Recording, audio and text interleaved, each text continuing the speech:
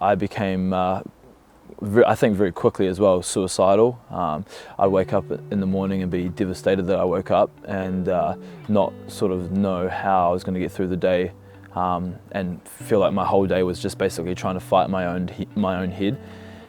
I very, very, very much wanted to die and to not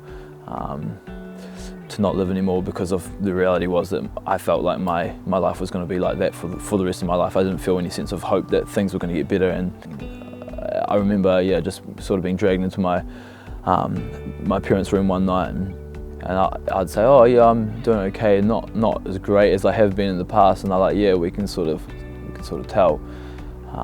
And then I sort of started to break down and said, actually, if I was honest, I'm doing terrible. I'm not sure that I want to be alive anymore. And it was really tough because I didn't want to admit that I was struggling. I didn't know what that would mean for me as a male and my identity. But I got to a place where I was desperate and I felt like I had no choice.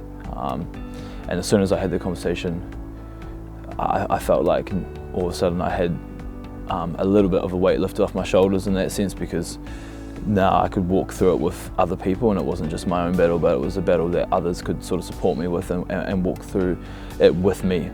And I was very good at operating, say, in my university or rugby circles as if everything was okay, but it was an effort to put that facade up.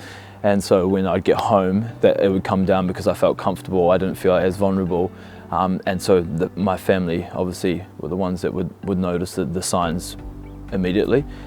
2 years down the track, I was healthy again, and so in one sense I probably was able to do that, but at the same time it would have been a lot easier had I actually gone to the doctor, taking some medication to help with the scientific side of what was going on as well. And it was only when I started to have these conversations with other people and actually realised that people had exactly the same experiences as of what I was having, that I began to realise perhaps it's not as shameful, it's not as isolating, it's not as abnormal as perhaps I thought it was. And that in itself brought hope, because I looked at these people and thought, wow, they've come through it, perhaps I can too. And they've come through it, and I look at them with respect, and with nothing but respect and admiration for their ability to persevere and be resilient through a really tough time. I don't look at them and think less of a man or less of a woman, less of a person, or any sense of stigma attached to what they've been through. So maybe that's the same for me. Yeah.